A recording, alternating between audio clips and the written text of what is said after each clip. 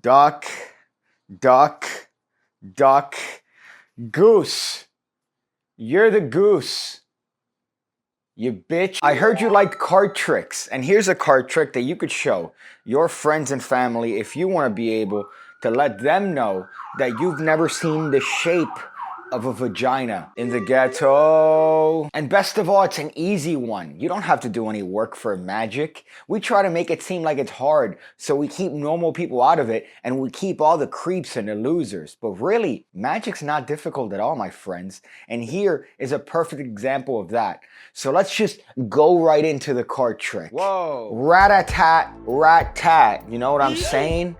Thug life, gangster, OG. We're here doing it big. The spectator is shown a deck of playing cards. This is a deck that's mixed, and it doesn't really matter the order because this is going to be based on decisions that they're going to make. So here, we're going to deal through the cards like this, and they could call stop anywhere they want. It's like a date. So here, let's say the spectator, the participant, if you would, call stop in this particular location. You go, great. What a wonderful decision that you have made. Would you like for me to deal a couple more cards down? And they say, yes, I would like for you to deal a couple more cards down because I'm a troglodyte. And you go, yes, I could have figured that by your looks. So we're going to deal a couple more cards, and they go, stop. That is enough. Well, they've made a choice, my friend. They've made a choice, and we're about to have them make one more choice. So here's that. Sir, you stopped in this particular location. Would you like this card over here, or would you like this card over here? It's going to be up to you. And of course, in this case, the participant might say, oh, you know what? I want this card right here. I don't want this card. I want that card. And you go, are you sure? And they say yes. And you go, great. See, I knew you were going to do that. I knew that you were going to do that. So look, notice, you could have picked the 4 of spades. You could have picked the 4 of spades, but you did not. You went for the 2 of hearts, the only card in the deck with an X marked across the face. And you could show them all the cards, but the only card marked across the face. Even though they changed their mind, you always get it right. I know your type. Sad, lonely, a little bit desperate, but I know the solution to your problem. And that's the PigCake Magic Academy. $5 a month gets you 2 videos every single week going over card, some coin stuff. You have access to over 1,000 videos, and you get 2 additional bonus tutorials that I don't post anywhere else. You get access to them as well. What? That's a bargain. $5 a month. It's a White Claw. It's a White Claw at a trendy bar a month. And you could definitely go 1 month without spending $5 at a trendy bar for a White Claw. Now, if you want to join the Mentalism Academy, it's 2 White Claws a month, and you get an additional video with some mentalism related fun. So go ahead, check that out. Look at that. Look at me, and then look at the possibilities of the PigCake Magic Academy. And you too could produce cards from thin air like that. You could do that.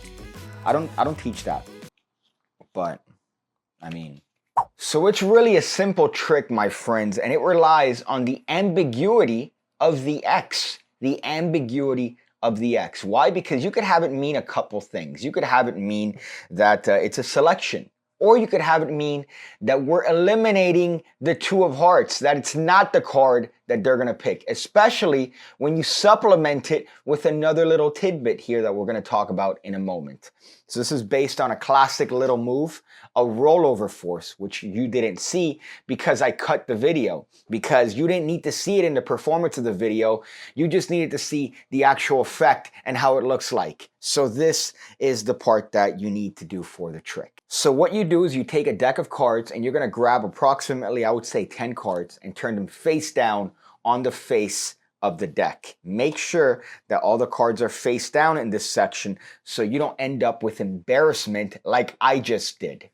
So here, what you're going to do next is you're going to take the 2 of hearts and place it face down on top of this little pile, and then the 4 of spades, and then turn it face down on top of this pile. Then you're going to turn it face down again. So now you have a mostly face down deck with approximately 10 to maybe 15 cards reversed on the bottom. And here you're good. You're good to go, apart from something else that we're going to get to. But here, watch, you could shuffle this top half. You could mix it as long as you're not mixing that bottom half of the deck. And now you're just going to deal through the cards and have them call stop anywhere that they want. So let's say they happen to call stop over here. You go, great. Now you're going to ask them something that's going to make eye contact take place, which might be difficult for most of you guys because, well, let's be honest, you guys are not really the most social butterflies in the parking lot. So because of that, you're going to need to ask them a question and get over your fear of social interaction. So here you might go, whoa, did you feel something that made you stop? Did you feel something impulsive in your body that made you stop? And you're going to do the only move of the trick, which is you're going to take your deck that's in your left hand and you're going to turn it face down on top of the table, on top of the table. I almost stuttered there out of my excitement for how easy this trick is, but that's the only move of the trick. So as you make eye contact, you're just simply going to turn that face down and deposit the rest of the deck on the table. So now if you figured it out, my friends, look at the situation. You have the face down deck with the 4 of spades, as well as the 2 with the X across the face. So you're ready to go, baby. So now look at this. Look at this. Look at the fairness. Look at the fairness. You go, I'm going to give you one last choice to make, sir. Do you want this card right here, or do you want this card right here? It's going to be up to you. Now, there are a couple scenarios that could happen at this point. They could say, oh, I want this card that's in my hand. And you go, great, you want this card that's in my hand, so you don't want this card. You don't want this card that is over here. And they're going to say, no, I don't want that card. And you go, that's exactly what I thought you would do. I knew you weren't going to pick this card, so I put a nice big X on the face of the card. And they go, whoa, that's kind of nuts. And I knew that you were going to stop right here on the 4 of spades. I knew it. I knew it. And I'll prove it, because before we started, inside of the card box, I have a little prediction. You won't pick the 2 of hearts. You will pick the 4 of spades. And all this is just a little card. It's a blank card. It's the size of a poker card. And look, if I put it blank side up inside of the card box, you can't see that. All you can see is an empty card box. But it's there when I need it. Because let's be honest, this X is a little bit ambiguous. However, you need something to let them know that they were going to stop on the 4 of spades. So why not have this in your card box? And when you need it, just turn the card box face down, slide it out, and show them that you've had this prediction inside the entire time. If you don't need it, well, you don't need it. So the other scenario that could potentially happen is as follows. Let's say they do decide to change their mind. And you go, hey, do you want to go this one, the one you stopped at, or do you want this one right here? This one that you did not stop at. That was one more than your current selection. And they might say, oh, I want that one. I don't want this one. And you go, that's what I thought. Because you see, this one doesn't have nothing, doesn't have anything. None of these have anything on them. However, you stopped right here. You changed your mind. And this is the only card with an X on the face, thus proving that you are easily predictable. And here's how you could clean up. Some magicians want to know, hey, how can I clean up? All you're going to do is take this half and place it there. That's it. Because now you have face-up cards with face-down cards. So it's going to make sense for you to spread through these cards, right, and turn this pile face down. Of course, this is a double backer that's included in every single deck of cards. But it's very easy for you to just turn these cards face up, which is what you would do, right? And now you're clean. Now you're good to go, and they could go through the deck, and there isn't going to be any card with an X on it. And even if they look in the box, look, they see nothing. Why would they look in the box? They see nothing in it anyways. So that's how you would end that particular variant. The ambiguity of the X, my friend, the ambiguity of the X. You could definitely play around with this method. There's a lot of different ways to do it.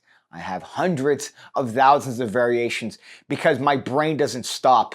So it's a very simple way of doing the classic stop trick. It's definitely an easy way to do it. Doesn't require much effort. You're just turning the deck face down. That's the only thing you're doing. That's it. Is that really difficult? No, it's not. Right? Remembering the sequence or remembering which prediction is what. And if you need to use it, one in the box is there. If you don't need to use it, well, guess what? It's not there. It's blank on the back. It's invisible. Right? And those aren't hard to come across, these blank cards. You could find them on Amazon really cheap. You could find them anywhere. And that's the perfect stop trick, I think. I think that it's the perfect stop trick because it's my trick. It's my trick, therefore it's perfect. It's like Perfect Cell in the Perfect Cell saga of Dragon Ball Z, the animated series. So I hope you guys enjoyed the video. Hope you guys do all the things that people do when it comes to magic tricks. Right? They or magic trick videos rather. They they comment, they might post it somewhere, right? Which tricks the algorithm, and they have a good time doing that. I'm gonna have a good time doing other things, like cleaning, picking up. I like to, pick up, maybe stretch a little bit, go on a walk. Those are things I like. Boy, you're the goose. Don't forget that. You're the goose. You're always gonna be the goose. I know your parents told you that you're special, but you're not. You're the goose. And the goose in the club is the one that is different to the ducks. So take that as you would.